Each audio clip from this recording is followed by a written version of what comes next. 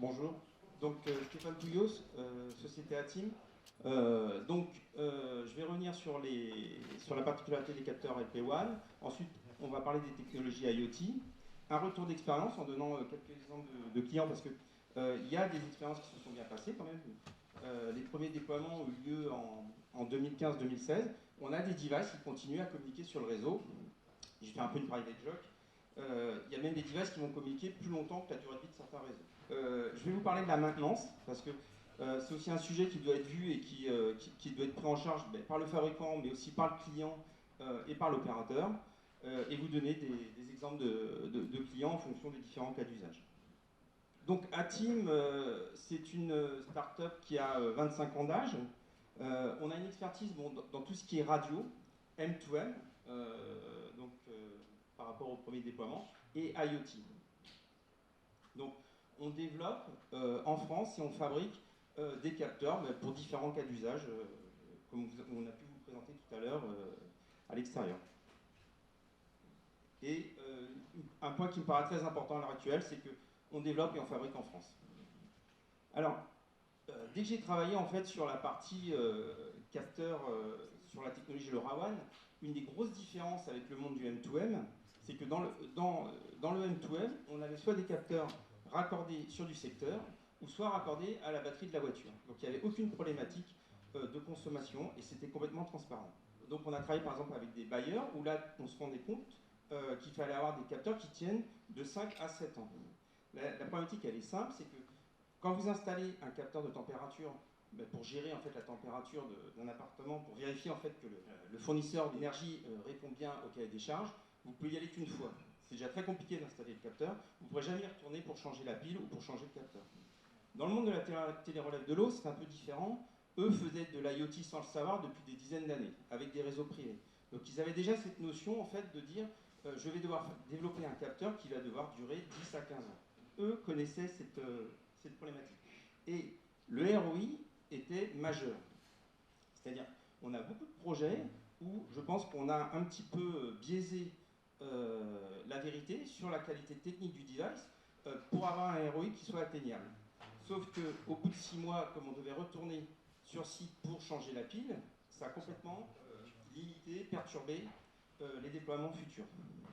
Il faut dès le départ estimer la durée de vie de son capteur. Et c'est quelque chose qui ne doit vraiment pas être négligé. Pour rappeler où on se situe au niveau des technologies LP1. Donc, on est aujourd'hui LoRaWAN ou Sigfox, bon, comme c'est au Genius, c'est normal que Sigfox n'apparaît pas. On est vraiment sur des capteurs, je dirais, dans les couches basses. Je rappelle toujours qu'on va transmettre un 1 ou un 0, une température. On n'est pas sur des capteurs où on va devoir transmettre énormément de données. J'ai l'intime conviction que ces réseaux vont perdurer en réseau opéré ou en réseau hybride.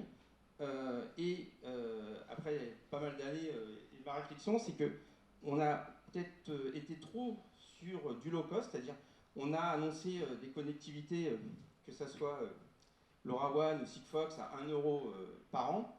Et je pense que ça a complètement biaisé le marché. On aurait dû partir sur des connectivités avec je dirais un coût, enfin un ARPU, comme on dit chez les opérateurs, un peu plus important. Et ça n'aurait pas, parce que le fait de partir sur des connectivités à faible coût, ça a aussi imposé aux fabricants de capteurs de faire du low cost. Et je pense que c'est une des erreurs, et on le voit maintenant, c'est-à-dire que les devices ont des prix de vente supérieurs qu'à une époque dans les années 2016-2017. Et tout ce mix fait que ça n'a pas donné en fait les succès escomptés. Et on voit aujourd'hui les problématiques de Sigfox ou Opgenius qui décide d'arrêter son réseau. Je pense que ça a été une erreur, c'est-à-dire de dire on va vendre des millions de capteurs. Et je pense qu'il ne faut pas refaire la même problématique sur la technologie LTE-M NB-IoT. Il y a des paliers dans l'industrie, on ne peut pas directement atteindre les coûts que l'on souhaiterait. Sachant que les coûts induits aujourd'hui de devoir changer de réseau, à mon avis, sont plus importants que si on avait eu un business plan qui tienne la route.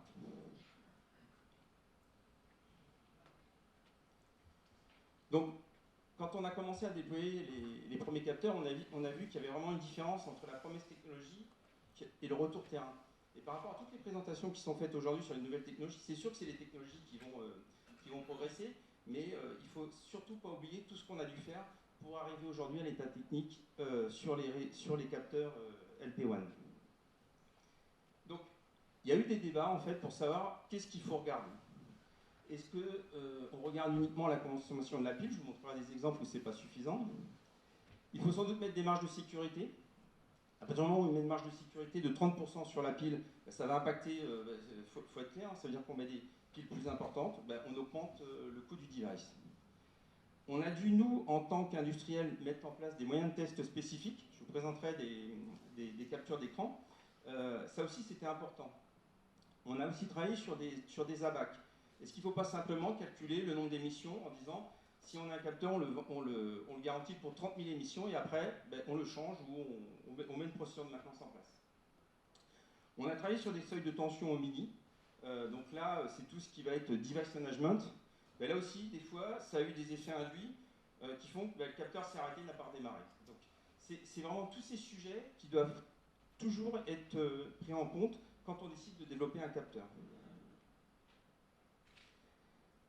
Là, on a un exemple en fait d'une profil d'une pile lithium. Alors c'est accéléré. Donc c'est un exemple que j'ai donné. On voit qu'on part à 3,5, donc 3,3, et après pendant de nombreux mois, ça ne va pas bouger, et du jour au lendemain, il va y avoir une décroissance très importante. Qu'est-ce qui s'est passé sur le terrain? C'est que là, on est à une température constante. À partir du moment où vous avez des effets de température, vous avez des devices qui se sont arrêtés et qui ont redémarré. Donc là, on s'est retrouvé dans une situation où on avait des milliers de devices qui bagotaient et les réseaux n'aiment pas. Donc c'est des sujets, se dire on fait juste le suivi de la tension n'est pas suffisant. C'est un élément à prendre en compte, mais il faut en prendre d'autres pour être sûr du résultat. Donc ça, c'est un exemple c'est juste un exemple en fait d'une trame LoRaWAN, et on se rend compte. Donc on a différents modes. On a un mode, ce qu'on appelle le mode veille, sleep. On a l'émission et on a l'ouverture de la fenêtre de réception. J'ai eu, dans le cadre du référencement de capteurs, des capteurs où le mode sleep et le mode émission est à peu près au même niveau. Donc il est clair qu'on n'était pas du tout, on n'allait pas tenir la durée de vie escomptée. Donc la maîtrise du design électronique me paraît majeure. Donc là, après, c'est juste pour vous montrer des exemples des mesures qu'on est amené à faire. Donc là, c'est sur la technologie Sigfox, mais c'est vraiment très important de le contrôler parce que les effets induits après sur un projet sont vraiment majeurs. Et là, on a un dernier exemple, et on le verra après parce qu'on a fait un comparatif entre les différentes technologies, LTEM et LoRa. Donc on voit que la puissance d'émission est plus importante, donc on consomme plus. Au niveau de l'arrivée des nouvelles technologies, moi, ce que je pense foncièrement, c'est qu'il faut qu'on profite vraiment de tout le retour d'expérience qu'on a eu sur les déploiements Sigfox et LoRaWAN, parce que c'était une des premières fois où il y avait vraiment un travail conjoint entre l'opérateur, le fabricant de capteurs et le client final. Parce que on est un exemple, on le verra aussi, ça a été abordé là sur les paramètres LTEM ou NB-IoT, c'est qu'il y a un moment où l'opérateur peut être amené à changer en fait le paramétrage du device pour améliorer la qualité de service et la connectivité. On a eu le cas en LoRaWAN pour très rapidement sur la gestion des SS, donc l'ADR. L'opérateur pouvait en fait changer le profil d'émission en demandant d'émettre plus lentement, donc de consommer plus. Il pouvait aussi être amené à demander de répéter le message, mais ces paramètres font que, dans ce cas-là, par rapport à la promesse du fabricant, on peut diviser par 2 ou par 3 la durée de vie de ce capteur. Donc il y a vraiment un travail conjoint qui est nécessaire entre l'opérateur, le device maker et le client. Après, j'ai juste rappelé que sur tout ce qui est technologie harvesting, il y a énormément de travail, mais je pense que ça n'a pas encore été mis en place d'un point de vue industriel. Donc il va y avoir des améliorations qui peuvent être faites, mais il faut sans doute s'en méfier parce qu'aujourd'hui, on n'a pas de déploiement de masse avec ce type de technologie.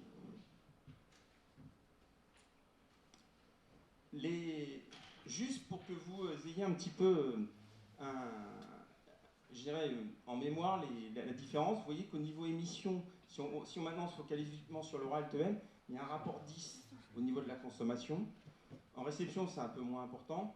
Et au niveau veille, il y a un rapport 3. Donc, par rapport à ce qui est présenté, bien sûr que les solutions LTM et NB-IoT vont avoir du sens dans le futur, mais comme le disait tout à l'heure Raphaël, toutes les technologies LP1, dont LoRa, ont encore quand même des années, on va continuer à déployer pendant pas mal d'années sur des réseaux privés ou opérés ou hybrides, étant donné qu'on atteint quand même des durées de vie de 10 ans.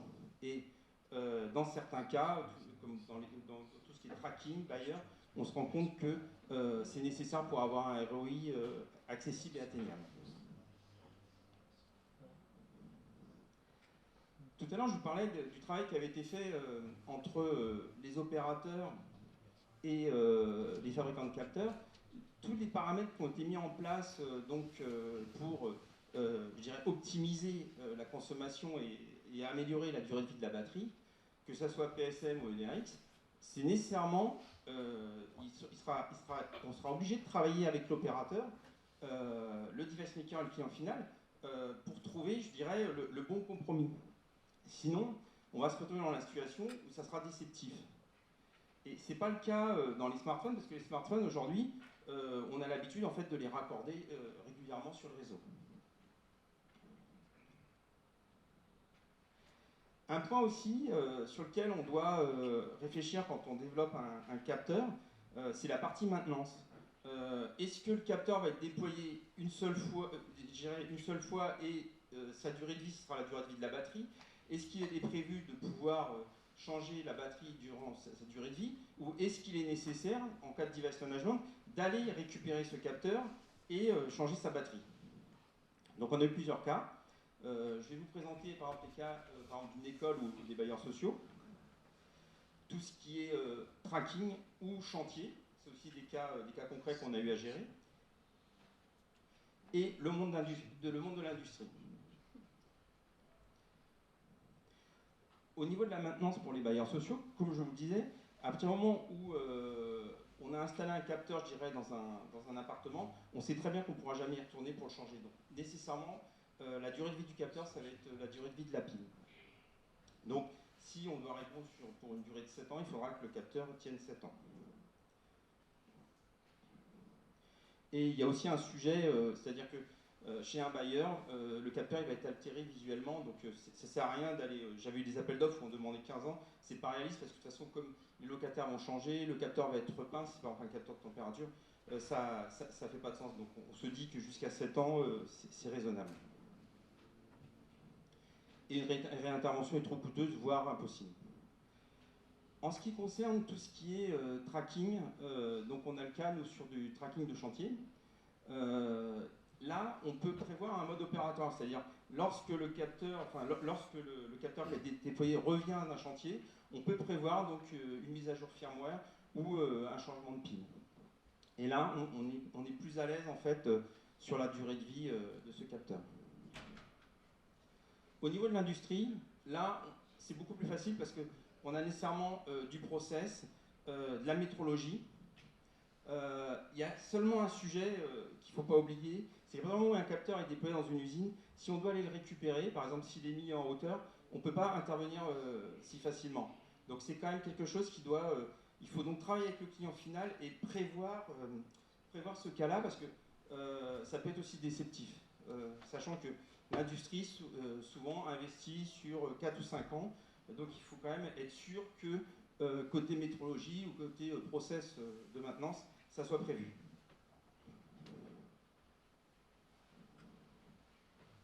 Donc, j'ai quelques exemples de clients. Donc, alors, par exemple, on a le cas de la mesure du CO2, qui est un sujet d'actualité. Là, on sait très bien que de toute façon, il n'y aura pas de changement de pile. Le capteur, c'est la durée de vie qu'on va annoncer qui sera prise en compte. Il sera changé dès que la pile aura été complètement consommée. Les bailleurs, j'en ai parlé tout à l'heure, c'est la problématique de l'accès au logement. Dans la logistique, c'est un cas particulier parce que, comme tu le disais tout à l'heure, Raphaël, on parle de milliers, de dizaines de milliers, voire de millions d'objets. Et donc, nous, dans le cadre d'un projet, on a été amené à rajouter en fait un tag RFID. C'était en fait dans la boucle du process, de la gestion de l'asset, d'être capable, durant la durée de vie du produit, de l'identifier. Donc soit parce qu'il y avait un problème de technique, c'est-à-dire qu'il n'émettait plus, ou soit pour changer la pile, parce qu'on n'avait pas encore implémenté la nouvelle puce. Hein. Donc on était sur un projet qui devait fonctionner 6 ans et on tenait 3 ans. Donc il était prévu de toute façon, pour toujours un cas de ROI, de changer cette pile. C'est sûr que maintenant, si avec la nouvelle LR 1110, là, on n'aura plus cette problématique. Et tout à l'heure, j'en ai parlé sur les chantiers, il y a possibilité de changer la pile lors d'un retour matériel. Pour conclure, on a la conviction que les capteurs LP1 s'intègrent complètement dans les réseaux 5G.